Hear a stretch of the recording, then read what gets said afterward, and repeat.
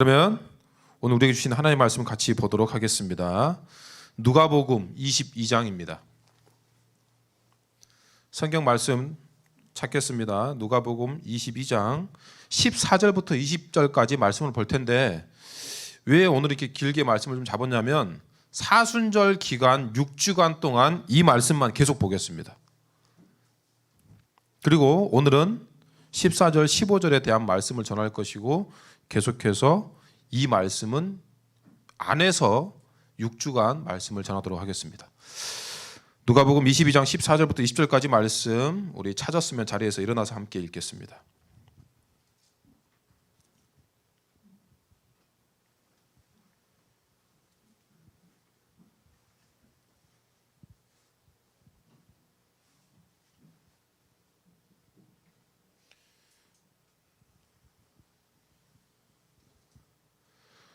자, 22장 14절에서 20절까지 말씀 우리 한 목소리로 천천히 읽겠습니다. 14절 시작. 때가 이르매 예수께서 사도들과 함께 앉으사 이르시되 내가 고난을 받기 전에 너희와 함께 이 유월절 먹기를 원하였노라. 내가 너희에게 이르노니 이 유월절이 하나님의 나라에서 이루기까지 다시 먹지 아니하리라 하시고, 이에 잔을 받으사 감사기도 하시고 이르시되 이것을 갖다가 너희끼리 나누라. 내가 너희에게 이르노니 내가 이제부터 하나님의 나라가 임할 때까지 포도나무에서 난 것을 다시 마시지 아니하리라 하시고, 또 떡을 가져 감사기도 하시고 떼어 그들에게 주시며 이르시되 이것은 너희를 위하여 주는 내 몸이라. 너희가 이를 행하여 나를 기념하라 하시고, 저녁 먹은 후에 잔도 그와 같이 하여 이르시되 이 잔은 내 피로 세우는 새 언약이니 곧 너희를 위하여 붓는 것이라. 아멘. 우리 옆에 있는 친구와 잠깐 인사할 때 일어나서 인사하겠습니다. 하나님의 은혜와 평강이 어떤 삶 가운데 있을지라도, 또 계약해서 좀 어떻게 해야 될지 막막하는 상황 가운데서도 여러분의 삶 가운데, 너의 삶 가운데 넘치기를 원합니다라는 마음을 담아서 샬롬하고 인사하겠습니다. 샬롬 시작. 샬롬 반갑습니다. 하나님의 은혜와 평강이 넘치기를 원합니다. 네, 앉으세요.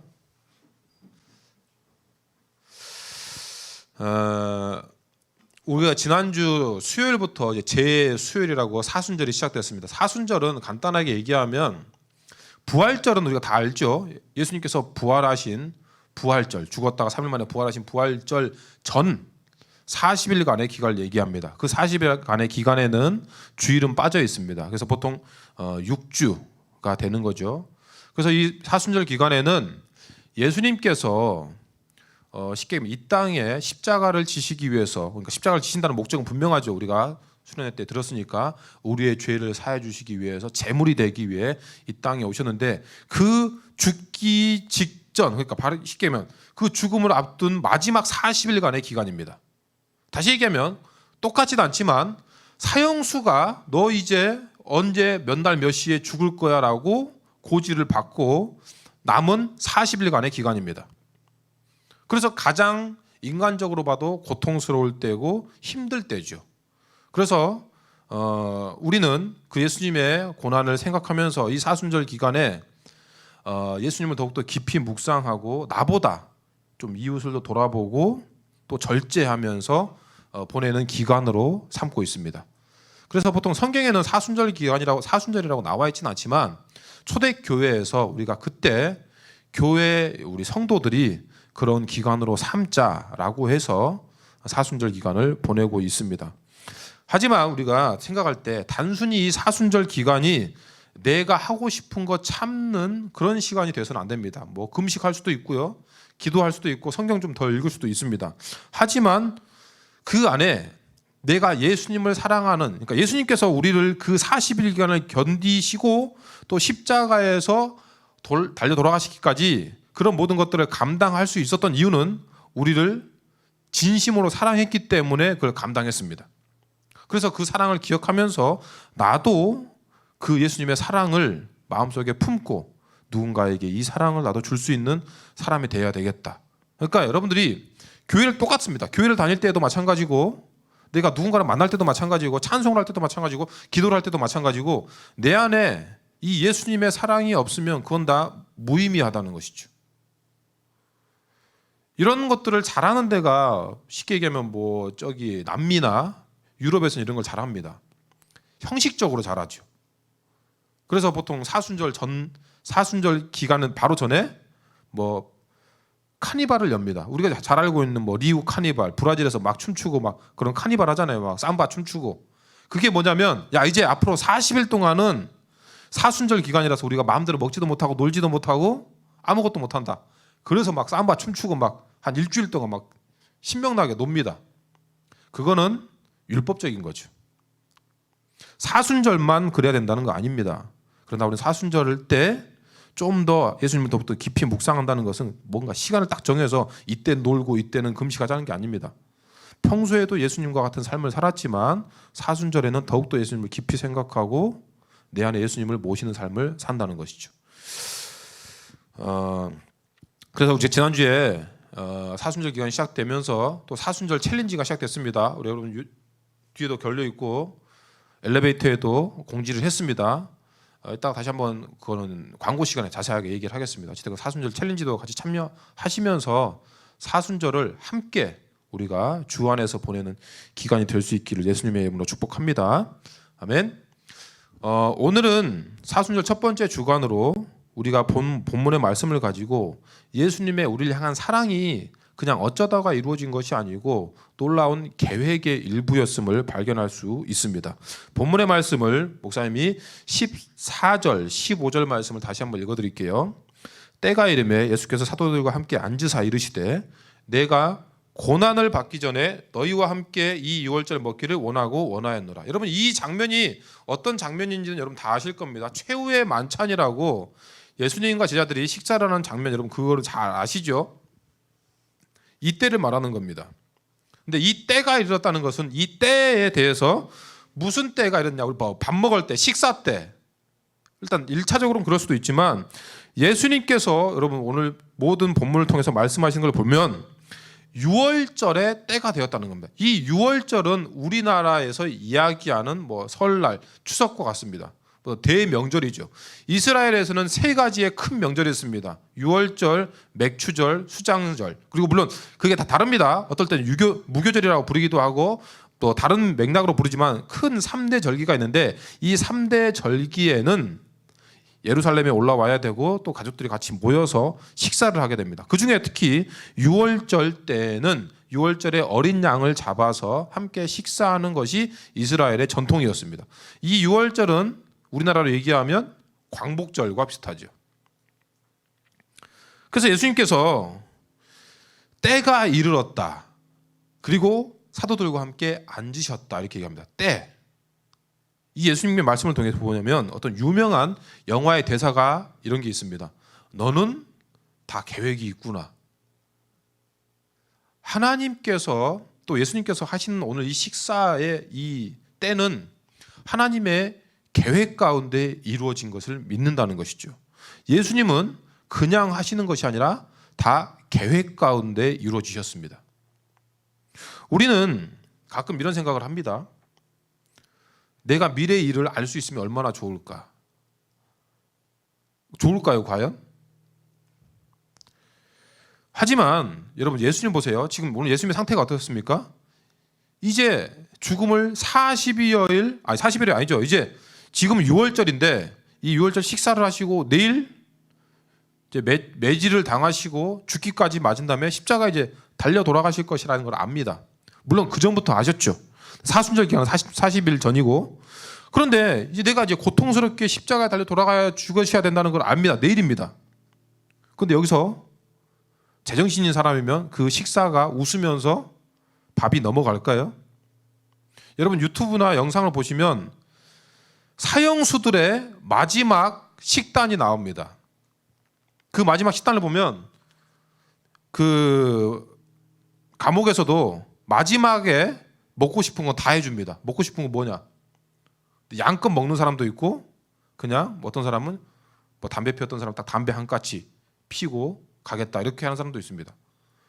사람이 죽음 앞에서는 이렇게 지금 예수님께서 이렇게 식사하는 것처럼 뭐라 그러죠?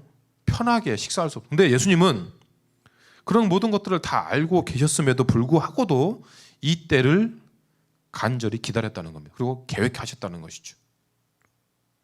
여러분, 우리가 무슨 사고로 너 언제 죽을 거다라고 여러분들 알게 됐다고 칩시다. 어떨 것 같아요? 그런 영화가 있죠. 물론 내용을 좋아하진 않습니다. 지옥이라는 영화를 보면 죽음의 고지를 봤잖아요. 너는 지옥에 갈 것이다. 너는 천국에 갈 것이다. 그 얘기를 딱 듣습니다. 그럼 그 사람들의 삶이 어때요? 그때부터 망가지기 시작합니다.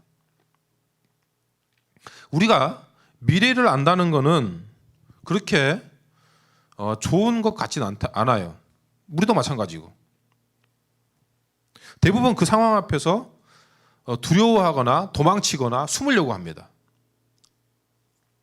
그만큼 내가 미래를 안다는 게 예수님이시기 때문에 뭔가 우리와 다르지 않냐라고 생각하지만 다르지 않습니다.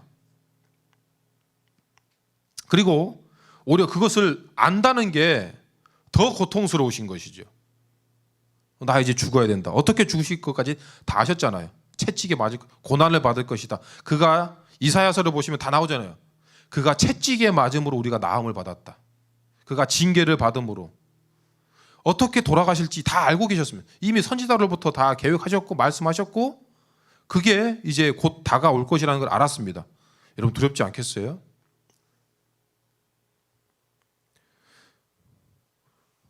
두렵습니다. 그런데 예수님은 피하지 않으셨습니다. 왜? 우리를 사랑하셨기 때문에. 우리가 예측되는 상황이 있습니다. 내가 교회에 다닌다고 할 때 나 크리스천이야 라고 어떤 친구나 어떤 상황에서 얘기할 때 거기에서 어떤 리액션이 올 것이라는 게 예상될 때가 있습니다. 목사님 예를 들어보면 군대에 있을 때 제가 군대에 있을 때 저는 크리스천입니다 그리고 신학생이었습니다 라고 하니까 가장 먼저 우리 손님들이 뭐 했냐면 담배 먼저 가져와 보라고. 그래서 제 입에 꽂아줬어요. 빨아보라고. 불 붙여주면서. 그러니까 시험하는 거죠. 그리고 교회 갔다 와서 수요일 예배, 그때 수요예배 잘은 못 갔지만 어쩌다 한 번씩 갔다 오면 우리는 다 청소하고 있는데 너 혼자 교회 가서 찬송이 나오냐 하고 막 또 뒤지게 맞고. 그런 거를 볼 때 우리가 예상되는 상황 있잖아요. 내가 예수님 믿는 것들을 드러냈을 때 예상되는 어떤 피해들, 어떤 부정적인 리액션들. 여러분 그런 것들이 예상되더라도 피하면 안 됩니다. 뭐 굳이 얘기할 필요가 있냐? 안 해도 된다. 여러분 예수님은 피하지 않았습니다. 그런 부정적인 것들이 분명히 보이더라도 피하지 않았다는 것이죠.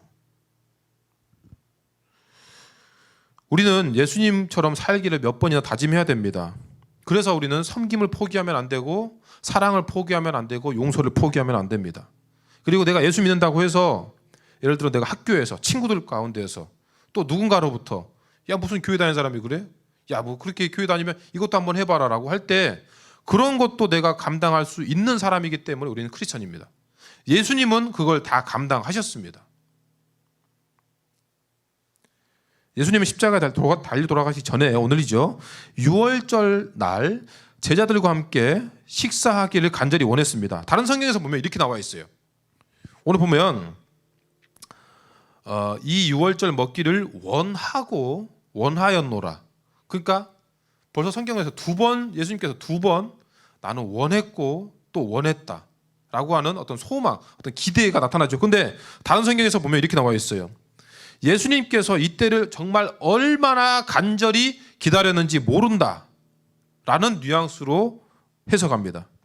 그만큼 예수님도 이때를 초점을 맞춰두고 간절히 기다리셨던 것이죠. 민우야 너 쓰고 있냐?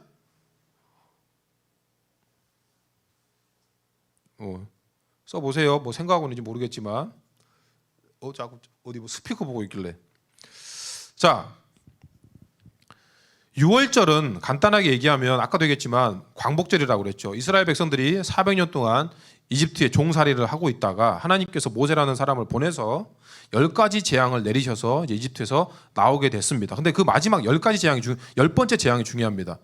바로는 9가지의 재앙도 가벼운 재앙이 아닌데도 불구하고 안 보내줬습니다. 그래서 하나님이 마지막 10번째 재앙을 내리겠다. 그 땅에 나는 모든 첫 번째 난 사람이든 동물이든 첫 번째 난 것은 다 죽이겠다는 겁니다. 그러나 열애가 있는데 그건 뭐냐면 1년 된 순양을 잡아서 그 순양의 피를 문설주가 저기 우리 교회라 따지면 문 입구에 바르면 죽음의 사자가 내려와서 그 피를 보고 그 집은 넘어가겠다. 그러니까 유월절, 과월절, 또 누룩 없는 빵을 같이 먹었다고 해서 무교절이라고도 얘기합니다. 그래서 그때 피를 바르고 밤에 그 고기를 구워 먹고 또 무교병을 나눠 먹고 쓴 나물을 같이 먹으면서 그 유월절을 보냈습니다. 그리고 그것을 계기로 이제 바로가 나가라 하고 보내준 거죠. 그래서 성경을 보면 원래는 유월절과 무교절이 다른 절기처럼 나옵니다. 물론 당연히 구약에는 유월절이 첫 번째 날이고, 그러니까 그날 당일 날이 유월절이고, 유월절 다음 날부터 무교병이라고 하는 누룩을 넣지 않는 빵과 쓴나물을 먹으면서 일주일 동안의 그 기간을 삼습니다. 그래서 유월절은 첫째 날이고 다음 날부터 7일 동안은 무교절이라고 해서 일주일 동안 절기를 지킵니다. 그런데 이 경계가 이제 같아졌어요. 무교절이라고 하는 거, 무교절 다음 날이 유월절 다음 날이 무교절이었는데 이게 어차피 같은 날로 이게 하다 보니까 신약 시대에는 무교절이나 유월절이 그냥 같은 개념으로 쓰였습니다. 그래서 오늘 성경에 보니까 이렇게 22장 1절 우리 성경 봤잖아요. 22장 1절에 보니까 이렇게 돼 있어요. 유월절이라 하는 무교절이 다가오매 라고 되어 있습니다. 이게 그 말입니다. 원래는 유월절과 무교절은 다른데 예수님 시대에는 그냥 유월절과 무교절을 같은 개념으로 사용하고 있다라고 보면 됩니다. 마찬가지로 이때 똑같은 말로 예수님도 그 어린 양을 잡아서 고기를 나누고 또 무교병을 같이 나누고 또 우리가 알듯이 포도주를 함께 나누는 이런 전통적인 의식을 따랐을 것이라고 생각이 됩니다. 예수님이 이 유월절을 제자들과 함께 평생을 기다렸던 이유는 이 유월절에 희생된 게 뭐예요? 어린 양입니다. 어린 양의 피를 발라서 이스라엘 백성들이 구원받았던 것처럼 그 불완전한 어린 양이 바로 내가 될 것이다. 내가 십자가에서 제물이 되어서 모든 사람을 그들의 죄에서 구원할 메시아 또 거룩한 제물이 될 것이라는 것을 상징적으로 보여주고 있는 겁니다. 그래서 예수께서 말씀하시잖아요. 떡을 떼면서 내 몸이다. 포도주를 주면서 내 피다. 라고 말씀하시는, 쉽게 얘기하면 오늘 22장에서 하는 그 최후의 만찬은 예수님께서 그동안 계속해서 내가 메시아하고 십자가에 죽으실 것이라고 말씀하셨고 어린 양이라고 십자가에서 죽으실 제물이라고 말씀하셨지만 마지막 최후의 어떤 현장 교육인 겁니다. 그래서 예수님께서 기다리셨던 것이죠. 여러분 보세요. 이 어떤 내가 뭔가를 계획하고 일을 한다는 것은 그만큼 그게 그 일이 쉽게 얘기하면 중요한 일이기 때문에 오랫동안 계획하고 그 일을 이루는 겁니다. 여러분들이 대학을 위해서 짧게는 뭐 3년, 길게는 뭐 6년, 초등학생 때부터 하면 12년, 어떤 사람은 뭐 조기교육이라고 해서 유치원 가기 전부터 막 10몇 년씩 공부를 해서 좋은 대학에 가려고 하잖아요. 그게 계획 가운데 이루어지는 겁니다. 그게 내 인생 가운데 중요하다라고 생각되기 때문에. 마찬가지로 여러분들이 내가 뭔가를 계획하고 하는 것이 무엇인지 한번 생각해 봤으면 좋겠어요. 나는 지금 무엇을 계획하고 무엇이 이루어지기를 나는 꿈꾸고 있는지. 여러분, 사랑하는 사람한테에게 선물 하나 주려고 해도 그냥 주지 않습니다. 여러분들이 그 선물의 진심이라면 계획합니다. 그런데 그 선물에 진심이 아니면 그냥 대충 툭 던져주죠. 근데 만약에 여러분들이 그 선물에 진심이라면 분명히 계획합니다. 어떤 선물을 줄까? 줄 때 어떤 멘트를 할까? 아침에 줄까? 점심에 줄까? 저녁 때 줄까? 어디에서 만나서 줄까? 식사를 하면서 줄까? 중간에 줄까? 처음에 줄까? 다 마치고 줄까? 계획을 하죠. 왜냐하면 그 선물 주는 그런 것들이 그 대상이 나에게 그만큼 소중한 사람이기 때문에 그렇습니다. 제가 아는 어떤 목사님이 사모님 생일을 다가오고 오셨습니다. 근데 이 사모님 생일 선물을 뭘로 해줄까 기도했습니다. 여러분 누구한테 내가 어떤 생일 선물 해줄까 그거 가지고 작전기도 한 적이 있어요? 어떤 선물을 줄까? 또 어떤 감동을 줄까? 하나님 저에게 지혜를 주십시오라고 기도를 했습니다. 그래서 어느 날 하나님께서 지혜를 주셨습니다. 뭐였냐면 100만 원을 현찰로 다 뽑았습니다.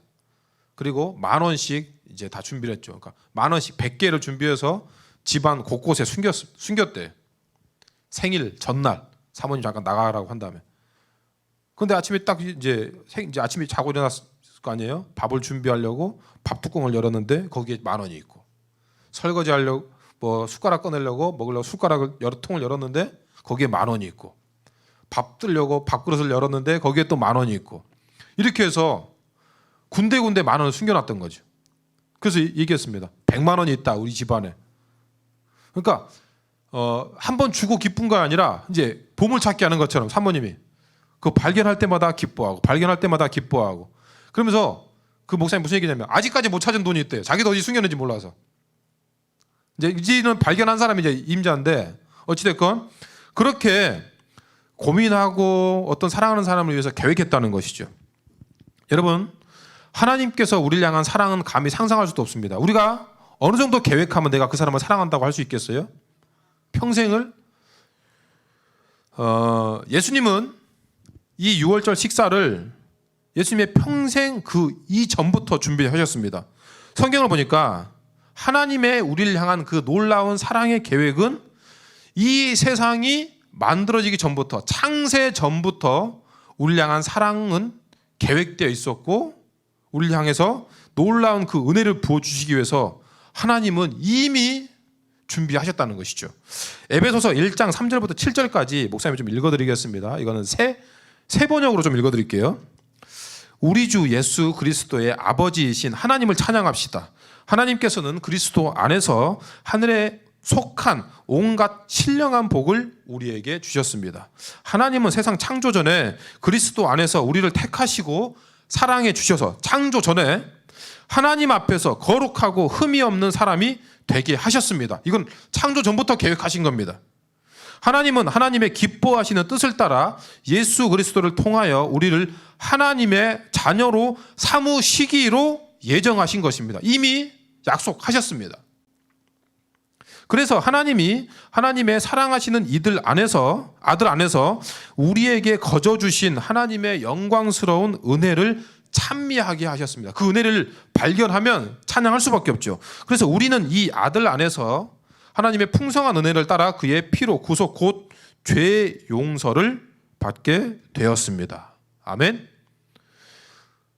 여러분, 똑같아요.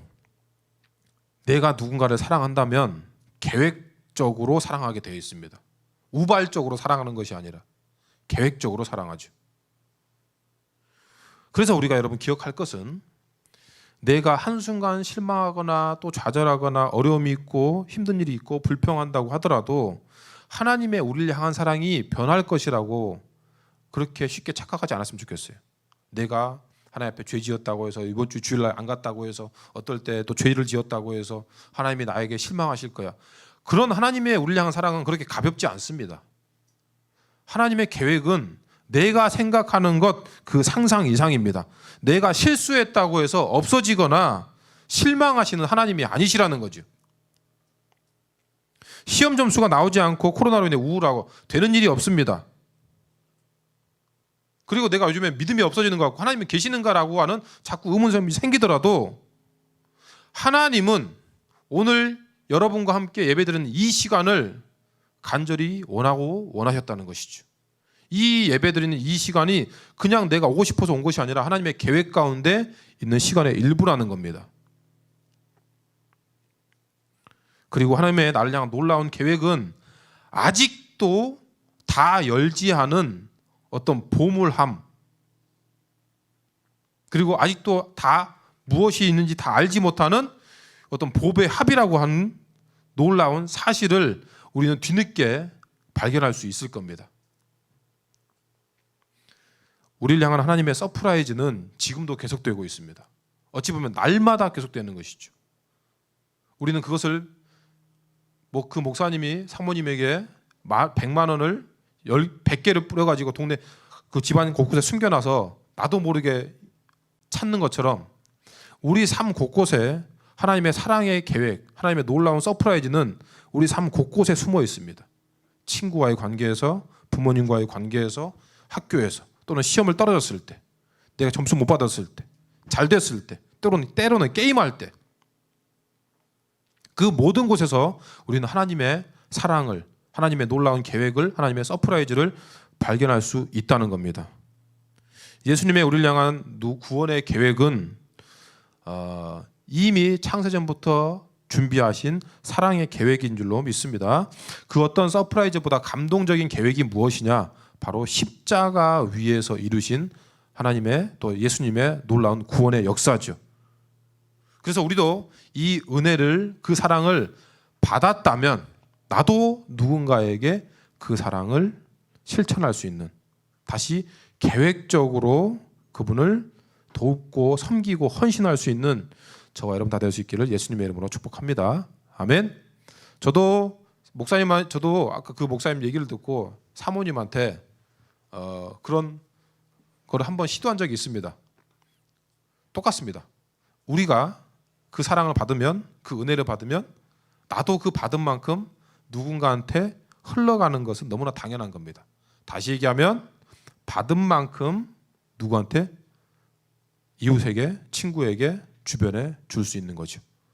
그 예수님의 사랑은 이미 우리에게 충만하게 부어졌고 오늘도, 내일도, 앞으로 있는 모든 날에도 그 은혜가 더 기대되는, 그 사랑이 더 기대되는 저와 여러분 다 될 수 있길 예수님의 이름으로 축복합니다. 아멘. 오늘 들은 말씀 기억하시면서 또 아직 결단 못 적은 친구들은 마지막에 결단 적으시고 함께 기도했으면 좋겠습니다. 기도할 때 하나님, 오늘 예수님께서 6월절에 제자들과 식사하는 것을 간절히 기다렸고 그의 평생을 기다렸고 때로는 창세 전부터 이 날을 간절히 원했고 계획하셨음을 봅니다. 그리고 그 사랑을, 그 계획을 사랑으로 이루셨음을 믿습니다. 우리도 그 사랑을 계획하고 실천하고 이룰 수 있는 저희가 되게 하여 주시옵소서라고 오늘 들은 말씀 기억하시면서 함께 기도하도록 하겠습니다. 하나님 감사합니다. 하나님